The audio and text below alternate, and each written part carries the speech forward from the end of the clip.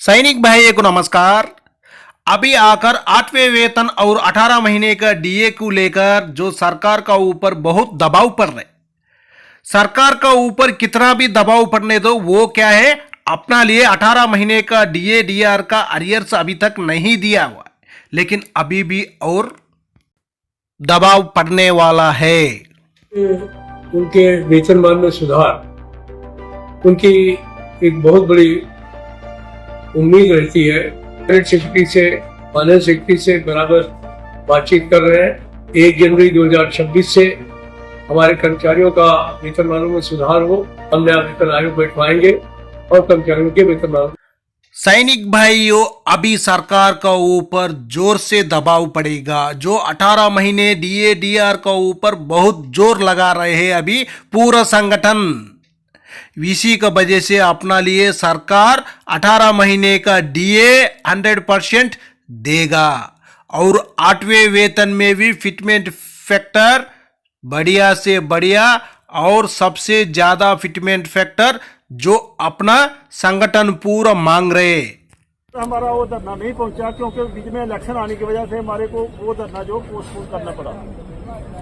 और कई तरह के जो भी उतराव चढ़ाव आए उस अंदोलन के दौरान, कई विच सरकारी एजेंसियां भी आईयां, कई विच सरकारी बंदे जां किद्दां भी उन्होंने कोशिश की कि इस संघर्ष को जिहड़ा वा अलग थलग करन दी, लेकिन वो ड्यू टू चोण जाब्ता लगन दे नाल सानू जो 18 महीने का डीए डीआर को ऊपर जानकारी ले लेंगे। क्यों बता रहा हूं बोलने से, जो सरकार का ऊपर पूरा डिफेंस का संगठन और रेलवे है, पूरा जो केंद्रीय कर्मचारी पूरा संगठन आकर अभी सरकार का ऊपर बहुत दबाव डाल रहे हैं। अभी इलेक्शन का भी मामला है, इसी का वजह से जो 18 महीने का डीए डीआर देने का उम्मीद ज्यादा है। बात यह है कि जो हमारा 18 महीने का डीए है उसको वापस दिया जाए लोगों को। सैनिक भाइयों, इसी टेबल में आकर सिपाही से लेकर हवलदार तक है, और भी नेक्स्ट और भी एक टेबल है, उसी में भी ऑर्डिनरी नायक सूबेदार से लेकर ऑर्डिनरी कैप्टन तक टेबल है। इसी में आप लोग के लिए कितना अरियर्स मिलना चाहिए, जो सरकार अपना लिए 18 महीने का डीए डीआर अरियर्स देने से अपना लिए कितना मिलना चाहिए बोलकर इसी में जानकारी ले सकता है। एक्स ग्रुप भी है और वाई ग्रुप भी है, दोनों का आराम से जानकारी अभी हम लोग ले लेंगे। सबसे पहले देखो जो इसी में क्या हो गया था। सबसे पहले अपना लिए 1 जनवरी 2020 में आकर अपना लिए जो बेसिक कितना था एक्स ग्रुप का हो वही ग्रुप का, वो भी एक बार जानकारी ले लेना। आपको OROP2 का बेसिक से ही मिलेगा, 3 का बेसिक से नहीं मिलेगा। उसका बाद जो अपना लिए 1/1/2020 में आकर 4% का डीए बढ़ोतरी हुआ था, उसका बाद हुआ था 3% का बढ़ोतरी हुआ। उसका बाद नेक्स्ट क्या हो गया, और भी 4% को हो गया। टोटल क्या हो गया, 11% का बढ़ोतरी हुआ था। जो 11% डीए डीआर का पैसा अपना लिए जो सर्विस भाई के लिए भी मिलना है, रेलवे को मिलना है और आर्मी वालों को भी मिलना है। सभी भी जो केंद्रीय के कर्मचारी सेंट्रल गवर्नमेंट एम्प्लॉय कौन कौन है उनको पूरा को मिलना चाहिए। कितना करोड़ों को पैसा होगा आप लोग एक बार सोच लेना। वो पूरा सरकार पकड़ कर बैठ कर अपना लिए नहीं दिया, इतना दिन से भी नहीं दिया। अभी इलेक्शन आने वाला है दिल्ली में, इसी का वजह से जो देगा बोलकर पूरा संगठन अभी रोड के ऊपर उतर गया। अपना डीए डीआर का अरियर्स अपना लिए देना चाहिए, दे दो बोलकर पूरा अभी संगठन पूरा लेटर भी भेज रहे और रोड के ऊपर भी उतर रहे। अभी सरकार के दबाव ज्यादा पड़ रहे, इलेक्शन का मामला है, इसी का वजह से 100% देने का उम्मीद ज्यादा है। हम लोग देखेंगे अभी इसमें एक्स ग्रुप का है सिपाही साहिबान 17 साल सर्विस करने से उनको आकर जो टोटल 11% डीए डीआर का अरियर्स बन जाता है 27,198 रुपीज तक उनका टोटल अरियर्स 17 साल सर्विस किया हुआ सिपाही साहिबान का है। ये कैलकुलेशन भी है, आप लोग चाहे तो आराम से जानकारी ले सकता। अभी जो 17 साल सर्विस किया हुआ वही ग्रुप का सिपाही साहिबान उनका बेसिक भी है। OROP2 का बेसिक कितना है, 18,807 रुपये है। उनको एक महीने में जो 4% बढ़ोतरी हुआ था उसका कितना मिलता है, 752 है। उसको 6 महीने का कैलकुलेशन करने से टोटल कितना 6 महीने का बन जाता है बोलने से 4512 रुपीस। नेक्स्ट देखना, नेक्स्ट और भी 4 और 3 पूरा क्या हो गया, 7% हो गया। 7% DA/DR आकर कैलकुलेशन करने से 17 साल सर्विस किया हुआ सिपाही साहिबान के लिए एक महीने में आकर 1316 रुपीस इंटू 6 महीने का कैलकुलेशन करने से 7896 रुपीस बन जाता है। उसका बाद देख लेना, नेक्स्ट क्या हो गया, दोबारा 7 और 4 11% हो गए। 11% कैलकुलेशन करने से एक महीने में आकर 2068 रुपीस हो जाता है। वही 6 महीने कैलकुलेशन करने से 12408 रुपीस। इनका टोटल 11% का 18 महीने का DA/DR आकर इनका बन जाता है कितना बोलने से 24,816 रुपीस। ये सिपाही साहिबान का ही इतना अमाउंट है, आप लोग सोचना एक बार। उसका बाद देखो, जो नायक साहिबान 24 साल सर्विस करने से उनको आकर उनका एक्स ग्रुप का है, उनका बेसिक कितना था 23,580 रुपीस था।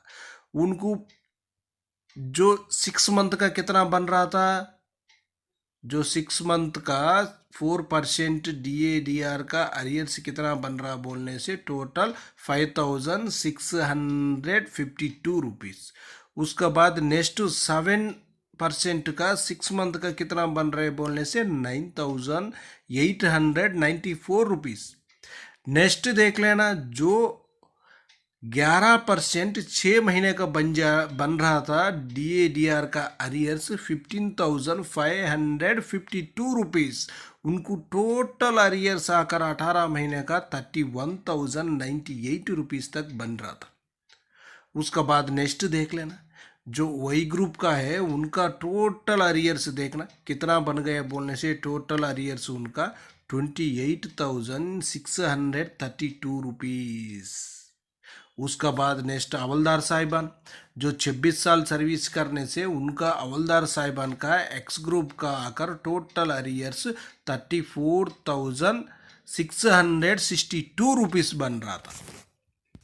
उसका बाद वही ग्रुप का हवलदार साहिबान वही 26 साल सर्विस करने से उनका बेसिक कितना है आपको जानकारी है। उसका बाद उनका टोटल अरियर्स जो 18 महीने का अरियर्स आकर 29,376 रुपीस तक उनका टोटल अरियर्स बन जाता है। इसी में देख लेना, ये चार्ट चाहे तो एक बार स्क्रीनशॉट लेकर आप लोग जानकारी ले सकता है। अभी इलेक्शन का मामला है, बोल नहीं सकता है, सरकार के लिए कभी भी भरोसा नहीं कर सकता है। उनको दिल चाहने से वो अचानक दे देगा आपको, 100% देने का उम्मीद है। पूरा संगठन पूरा सरकार का ऊपर दबाव ज़्यादा डाल रहे, इलेक्शन का मामला है इसलिए ज़्यादा दबाव डाल रहे। उसका बाद देख लेना, जो अपना ऑर्डिनरी नायक सूबेदार साहिबान के लिए उनका बेसिक कितना था, OROP2 में 23,750 रुपीस है। उनको अरियर्स मिलेगा कितना 18 महीने का 31,350 रुपीस। नेक्स्ट नायक सूबेदार साहिबान 26,075 रुपीस बेसिक था उनका, उनको टोटल अरियर्स मिलेगा 34,490 रुपीस। उसका बाद देख लेना, सूबेदार साहिबान के लिए उनका बेसिक 31,000 था, लेकिन उनका अरियर्स मिलेगा 18 महीने का 40,920 रुपीस। उसका बाद SM साहिबान, उनका बेसिक 33,400 था, उनको टोटल अरियर्स मिलेगा 18 महीने का 44,088 रुपीस। उसका बाद नेक्स्ट ऑर्डिनरी लेफ्टिनेंट साहिबान का उनका बेसिक 41,200, उनका टोटल अरियर्स आकर 54,388 रुपीस।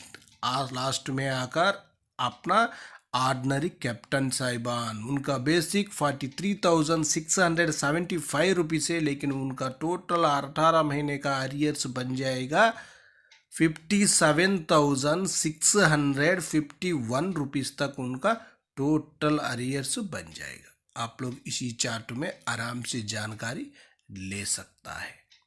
परिवार उनकी पेंशन मिली हुई, लेकिन ये जो सरकार ने दिया है पैसा, हम मानते हैं सरकार ने जो फंड अलॉट किए उसकी बंदरबाट हुई है, इसलिए हमारे जेसीओ जवानों के बीच में बहुत रोष है। अभी दोबारा से हम संघर्ष कमेटी के ऊपर जितनी भी जथेबंदियां ने दे दिया, उन्होंने विश्वास जताया और हमारे को आगे चलने की जो उन्होंने हमारे को आश्वासन दिया उसके लिए धन्यवाद करते हैं। वन रैंक वन पेंशन कितनी बार अब तक मेमोरेंडम दे चुके हैं?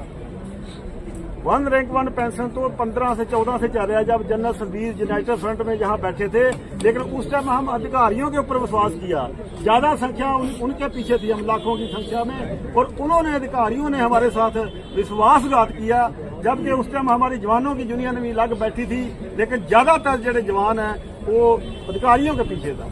अभी ये हमने निर्णय लिया कि अभी जो भी हमने संघर्ष करना है अपनी हकी मंगा वास्ते आप अपने बलबूते तो करना चाहिए जाना है। अधिकारियों के साथ उन्होंने हमारा पहले से शोषण किया है, चाहे इंडियन नेशनल लीग हो, इंडियन नेशनल मूवमेंट हो, जिन्हें भी संघर्ष हुए अधिकारियों की रहनुमाई के हेतु हुए।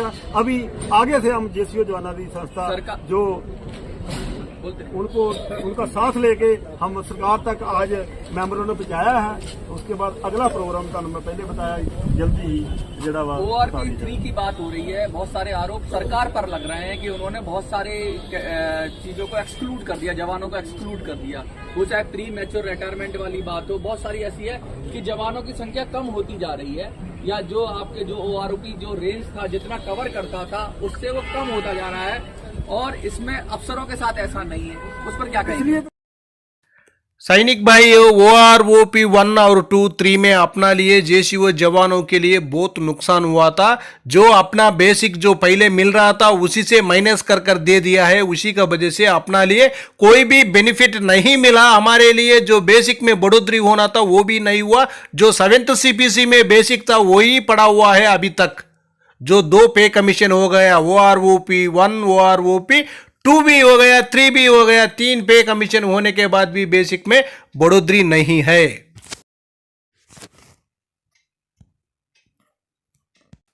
ओके फ्रेंड्स, ये वीडियो आपको पसंद आने से सब्सक्राइब करो, लाइक करो, शेयर करो। नेक्स्ट वीडियो में मिलेंगे। जय हिंद, जय भारत, भारत माता की जय जय जय।